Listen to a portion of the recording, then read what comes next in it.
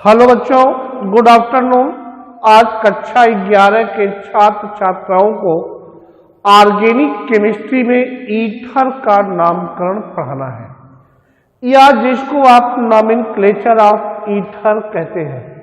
सीधी सी बात है, ईथर का क्रियात्मक समूह single bond O single bond या जिसको हम लोग ऑक्सी समूह या जिसको हम लोग ऑक्सी ग्रुप भी कहते हैं। कहने का अर्थ ये है कि किसी भी ऑर्गेनिक कंपाउंड की संरचना में single bond O single bond उपस्थित है, ऐसे समूह को ऑक्सी समूह या ऐसे ग्रुप को ऑक्सी ग्रुप कहते हैं। अर्थात ईथर का जो पहचान आप करेंगे वो ऑक्सी समूह के आधार पर या ऑक्सी ग्रुप के आधार पर करेंगे। आपको मैं बता दूं कि ये दोनों वैलेंसी एल्किल ग्रुप कंप्लीट करता है। आप पूछेंगे ये एल्किल ग्रुप समान कार्बन का होगा या भिन्न भिन्न कार्बन का होगा। सीधी सी बात है, ये एल्किल ग्रुप समान कार्बन परमाणु का भी हो सकता है, भिन्न भिन्न कार्बन परमाणु का भी हो सकता है। अर्थात आप बैटेक की डिक्शनरी में देखें तो आपको ये लिखा हुआ मिलेगा कि ये ईथर का आईयूपीएसी नेम एल्कोक्सी एल्केन के आधार पर करते हैं। मैंने आपसे कहा एल्कोक्सी एल्केन के आधार पर। Now this is the alkoxy and this is the alkene. आप यदि हमसे पूछेंगे कि एल्कोक्सी एल्केन के आधार पर कैसे आप बने, कैसे नाम लिखेंगे, सीधी सी बात है, आपको मैं बता दूं, जब इसका नॉमेनक्लेचर मैं करूंगा तो आप देखेंगे कि जो ईथर वाले ऑर्गेनिक कंपाउंड है या जो ईथरी कार्बनिक यौगिक है, उस ईथरी कार्बनिक यौगिक को दो भागों में हम लोग ब्रेक करेंगे। एक भाग जो है ऑक्सी ग्रुप के साथ एल्किल ग्रुप होगा और दूसरा भाग केवल एल्किल ग्रुप होगा। और मैं आपको बता दूं कि ऑक्सी ग्रुप के साथ एल्किल ग्रुप कौन होगा, ऑक्सी ग्रुप के साथ हम उस एल्किल ग्रुप को रखेंगे जिस एल्किल ग्रुप में कार्बन परमाणुओं की संख्या सबसे कम होगी। अर्थात दोनों तरफ एल्किल ग्रुप को हम काउंट कर लेंगे। जिस एल्किल समूह में कार्बन परमाणुओं की संख्या कम होगी उसको हम ऑक्सी के साथ या उसको हम ओ ग्रुप या ईथरी ग्रुप के साथ रखेंगे। और अभी मैं इस बात को सिद्ध कर दूंगा कि ईथर वाले कार्बनिक यौगिक का नाम हम कैसे एल्कोक्सी एल्केन के आधार पर लिखेंगे, इसको भी मैं स्पष्ट करूंगा। आपको मैं बता दूं, आपके सामने पहला एग्जाम्पल मैं लिखने जा रहा हूं, CH3 single bond O single bond CH3। अब ध्यान से देखें तो ये हमने जो लिखा है, अगर आप इसको देखेंगे तो आप ये कहेंगे कि सर यहाँ पर ऑक्सी ग्रुप उपस्थित है। आप इसका आईयूपीएसी नेम लिख देंगे या आप इसको कॉमन नाम में बोलेंगे। दो मेथिल है, डाई मेथिल, बीच में ईथर का फंक्शनल ग्रुप है, इसको आप कहेंगे डाई मेथिल ईथर। और इसका आईयूपीएसी नेम कैसे लिखेंगे, आपके सामने मैंने जो लिखा है, अभी भी हमने आपसे कहा है कि ईथर वाले कार्बनिक यौगिक को हम दो भागों में बांट देते हैं। पहला जो भाग होगा वो ऑक्सी ग्रुप के साथ कम कार्बन परमाणु का एल्किल ग्रुप होगा। अब यहां पर आप देखें ऑक्सी ग्रुप के साथ हम दोनों तरफ जो एल्किल ग्रुप है मेथिल, उसमें कार्बन परमाणु समान है। तो ऐसे कंडीशन में ऑक्सी ग्रुप के साथ जो है हम क्या करेंगे, ऑक्सी ग्रुप के साथ जो है हम किसी को भी रख सकते हैं, क्योंकि यहां पर जो दोनों तरफ एल्किल समूह है उसमें कार्बन परमाणु की संख्या सिमिलर है। अब इसके बाद हमने इस तरह से ब्रेक कर दिया, डिवाइड कर दिया दो खंड में। अब यहां पे नंबरिंग यहां से करेंगे जिससे वो समूह या ईथरी समूह नजदीक होगा। अब देखिए, इसको आप मेथिल कहते हैं, तो मेथिल मीन्स YL हटा के यहां पर हम अनुलग्न या सफिक्स ऑक्सी जोड़ते हैं तो ये आपका क्या हो जाएगा, मेथॉक्सी। भाई मेथिल में METHYL YL हटा देंगे तो मेथ के साथ ऑक्सी होगा, दिस इज द मेथॉक्सी। अब ये मेथॉक्सी किस पे जुड़ा हुआ है, पहले कार्बन पर आप इसका नाम लिखेंगे 1-मेथॉक्सी मेथेन। इसका मतलब ये हो गया कि जो आपका E3 ग्रुप वाले कार्बनिक यौगिक को आपने जो दो खंडों में बांटा है तो वह खंड जिसमें ईथर का क्रियात्मक समूह अनुपस्थित है उस खंड का नॉमेनक्लेचर आप एल्केन के आधार पर लिखेंगे और जो ऑक्सीजन के साथ एल्केन ग्रुप होगा उसका नाम आप एल्कोक्सी के आधार पर लिखेंगे, मीन्स 1-मेथॉक्सी मेथेन। इसका IUPAC नाम हो गया। इसी क्रम में मैं आपको दूसरा एग्जाम्पल दे दूं, CH3 now here CH2 single bond O single bond CH3, ये आपके सामने है। अगर आप मुझसे पूछेंगे इसका कॉमन नाम तो C2H5 this is ethyl, CH3 this is methyl, ethyl methyl ether. लेकिन मैं आपको बताना चाहता हूं कि ये जो आपके सामने है ये E3 ग्रुप है या E3 समूह है। तो सीधी सी बात है, आप इस ईथर वाले कार्बनिक यौगिक को दो भाग में बांटिए। अब देखिए ऑक्सी के लेफ्ट तरफ दो कार्बन का एल्किल ग्रुप है, ऑक्सी के राइट तरफ एक कार्बन का एल्किल ग्रुप है। आप इसको ऐसे डिवाइड कर दीजिए। इसका मतलब मैंने आपको अभी भी बताया है कि ऑक्सी ग्रुप के साथ आप उस एल्किल समूह को रखेंगे जिस एल्किल समूह में कार्बन परमाणु की संख्या कम है। अब आपके सामने ये आ गया। नंबरिंग आप यहां से करेंगे क्योंकि इससे ऑक्सी ग्रुप नियरेस्ट है, तो आपका हो गया 1 और ये हो गया 2। पहले आप इसको लिखेंगे तो CH3 मेथिल होता है, YL हटा के आप ऑक्सी जोड़ोगे, आपका हो जाएगा मेथॉक्सी, या जिसको आप लोग ये कर लो इसका नाम हो गया 1-मेथॉक्सी। और इसी क्रम में दो कार्बन का एल्केन क्या हो गया, एथेन। ये आपके सामने हो गया दूसरे कार्बनिक यौगिक का IUPAC नाम। इसी क्रम में मैं आपको तीसरा एग्जाम्पल देने जा रहा हूं। ये आपके सामने हमने लिखा है C2H5 single bond O C2H5। आप इसका नाम लिख सकते हैं डाई एथिल ईथर। आप इसको थोड़ा एक्सप्लेन करें। आप एक्सप्लेन करेंगे CH3 CH2 single bond O single bond CH2 single bond CH3। इसका IUPAC नाम देखिए। इस कार्बनिक यौगिक की संरचना में ऑक्सी समूह या E3 समूह उपस्थित है। यदि ऑक्सी समूह उपस्थित है या E3 समूह उपस्थित है तो इसका नाम आप जो है क्या करेंगे, एल्कोक्सी एल्केन के आधार पर लिखेंगे।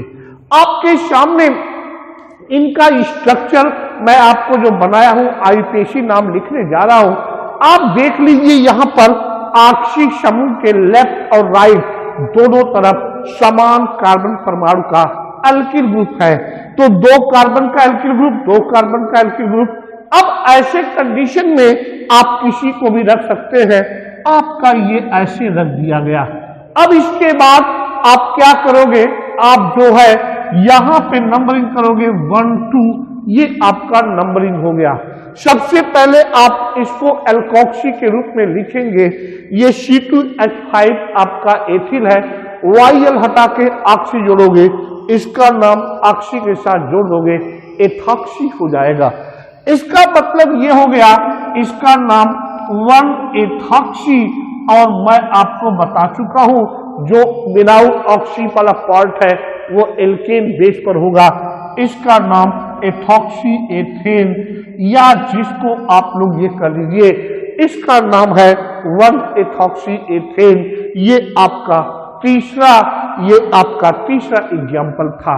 अगर आप इस एग्जाम्पल को ध्यान से देखें तो आप यही कहेंगे कि सर आप जो कहे हैं कि ईथर वाले कार्बनिक यौगिक या E3 कार्बनिक यौगिक का जो IUPAC नाम लिखा जा रहा है वो किसके आधार पर लिखा जा रहा है?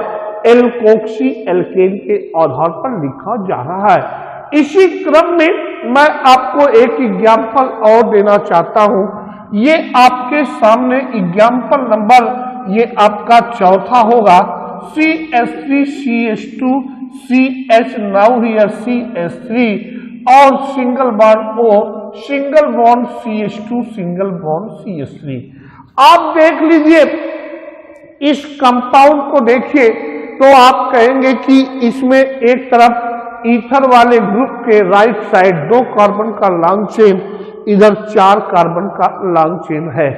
अब इसके बाद आप जो है इसको डिवाइड कर दीजिए, ये आपका डिवाइड फॉल्ट है। तो इसी क्रम में आप ध्यान से देखिए तो ये आपका 2 कार्बन का चेन है। अब आप देख लीजिए नंबरिंग करना है। मैं अपने रूल के अनुसार बेटा चल रहा हूं बेटा।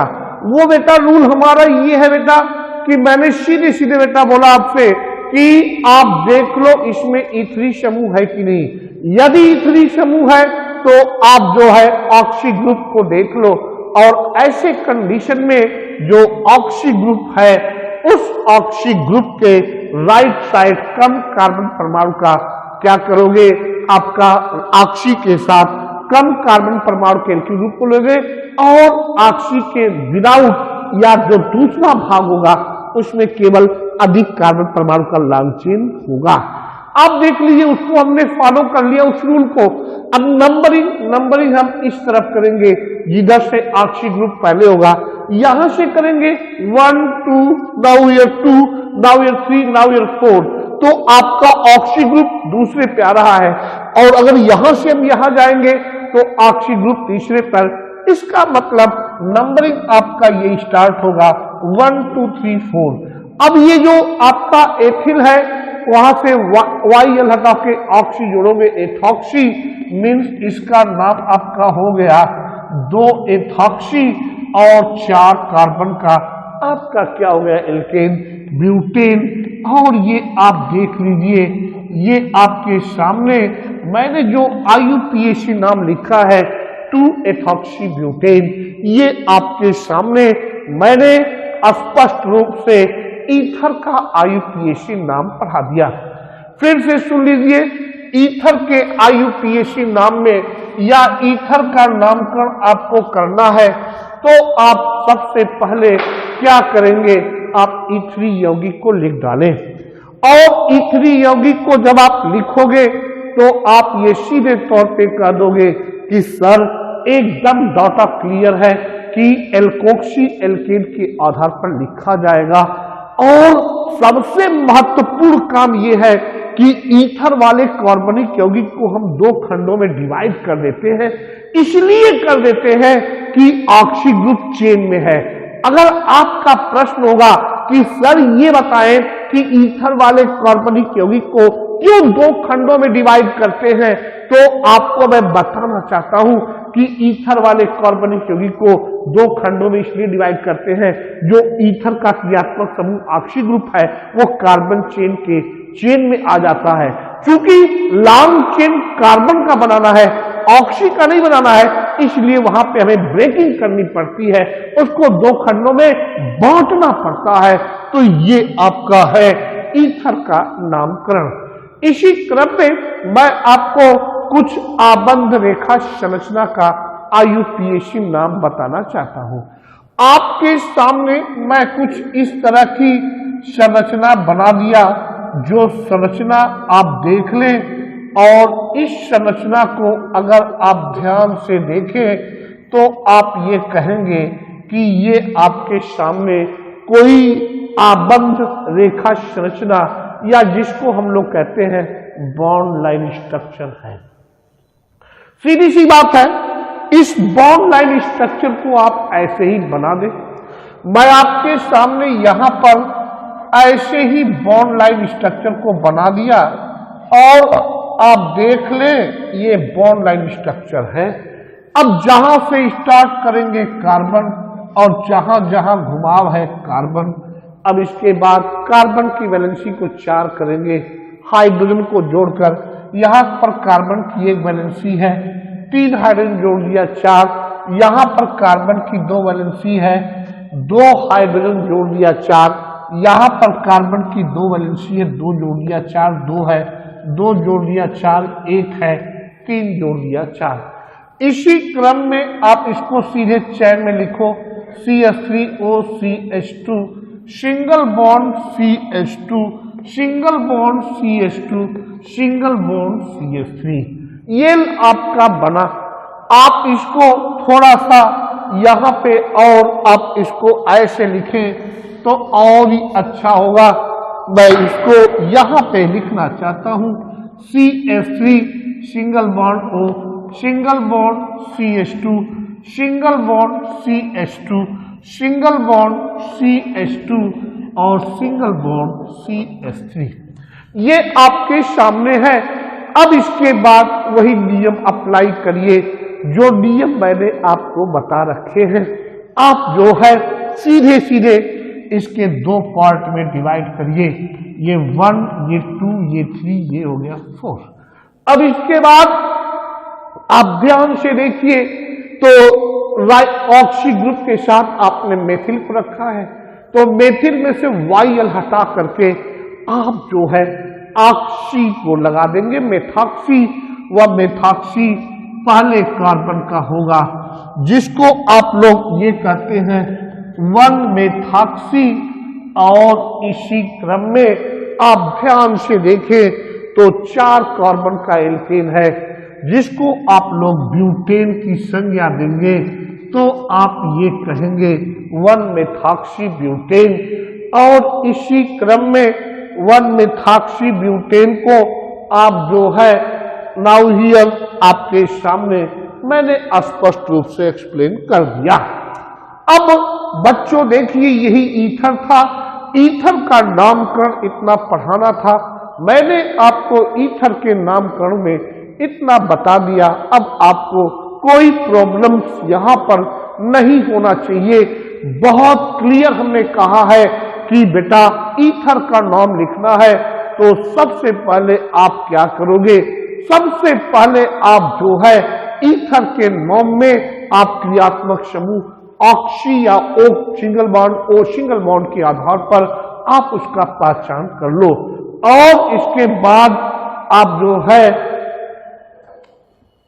इसके आधार पर आपने कहा कि ईथर वाले कार्बनिक यौगिक का IUPAC नाम जो है एल्कोक्सी एल्केन के आधार पर लिखा जाएगा। अब आपको इसके बाद जो मुझे पढ़ाना है वो ये है एमीन का नामकरण, बहुत इंपॉर्टेंट है। और मैं आपको बता दूं मोस्टली एमीन जो है वो बेसी नेचर का होता है। इसका मतलब ये आपका अब मुझे पढ़ाना है एमीन का नामकरण, जिसको हम लोग कहते हैं नॉमेनक्लेचर ऑफ एमीन कहते हैं। बहुत इंपॉर्टेंट हेडिंग है ये। एमीन का नाम आपको मैं अभी स्पष्ट कर दूंगा, लेकिन उससे पहले मैं आपको बताना चाहता हूं एमीन है क्या। सीधी सी बात है, ये मैंने आपको सामने जो स्ट्रक्चर दिया है ये आपके सामने अमोनिया या जिसको आप कहते हैं NH3। आपको मैं बता दूं एमीन मीन्स, पहली बात एमीन में का जो क्रियात्मक समूह भी मैं स्पष्ट करूंगा, एमीन प्राथमिक एमीन, द्वितीयक एमीन, तृतीयक एमीन या प्राइमरी एमीन, सेकेंडरी एमीन और टर्शियरी एमीन।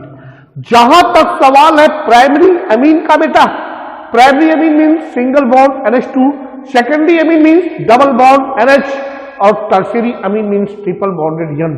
आप देखें तो नाइट्रोजन पर एक जोड़ा इलेक्ट्रॉन या 1 पेयर इलेक्ट्रॉन फ्री भी होता है। आपने पढ़ा होगा ब्रॉन्स्टेड लॉरी और लुईस कॉन्सेप्ट के अकॉर्डिंग, लुईस कॉन्सेप्ट के अकॉर्डिंग टू लुईस कॉन्सेप्ट या लुईस कॉन्सेप्ट के अनुसार ये है कि जो लोन तरफ इलेक्ट्रॉन डोनर होता है या जो इलेक्ट्रॉन दाता होता है वो लुईस क्षार कहलाता है। इसका मतलब जो अमीन है वो आपका लुईस क्षार या बेसिसिटी कैरेक्टर को शो करता है। इसी क्रम में मैं आपको बता दूं ये अमोनिया केवल सिंगल हाइड्रोजन को लॉस कर दिया, तो आपको क्या मिला, N bonded H bonded H, या इसी को आप लिख सकते हो सिंगल बॉन्डेड NH2, ये आपका प्राथमिक अमीन है। ये प्राथमिक अमीन अगर सिंगल हाइड्रोजन को लॉस कर दिया तो आपको मिलेगा डबल बॉन्डेड NH, जिसको आप लोग कहते हैं ये आपका सेकेंडरी अमीन है या द्वितीयक अमीन। ये सेकेंडरी अमीन सिंगल हाइड्रोजन को लॉस कर दिया तो आपको क्या मिलेगा, ट्रिपल बॉन्डेड N, ये आपका टर्शियरी अमीन है, जिसको आप कहते हैं ये तृतीयक अमीन है। मीन्स मैं आपको बता दूं, कोई भी ग्रुप कहीं से आता है तो वो अपने पेरेंटल में से कोई एटम निकल जाता है, इसके बाद ग्रुप बनता है। इस बात को आप ना मेरे स्टेटमेंट को भूलिएगा। ये वर्ड मैं आपको chemistry dictionary by mister pine की डिक्शनरी से मैं बोल रहा हूं, ये पाइन ने लिखा है, जस्ट एग्जाम्पल आपके सामने है। यदि मैंने आपसे कहा कि आप देख लीजिए प्राथमिक अमीन का जो क्रियात्मक समूह है वो सिंगल बॉन्डेड NH2, तो दैट विल बी श्योर। कहां से आया वो भी आपको मैंने स्पष्ट कर दिया, और द्वितीयक अमीन का जो आपका है डबल बॉन्डेड NH, ये कहां से आया उसको भी स्पष्ट कर दिया। तृतीयक अमीन में ट्रिपल बॉन्डेड N, ये कहां से आया उसको भी मैंने स्पष्ट कर दिया। बच्चों, अगर आपको अमीन वाले यौगिक का नामकरण नेक्स्ट वीडियो में मिलेगा। अगर कोई प्रॉब्लम होगी तो आप मुझसे बात करेंगे। Thank you.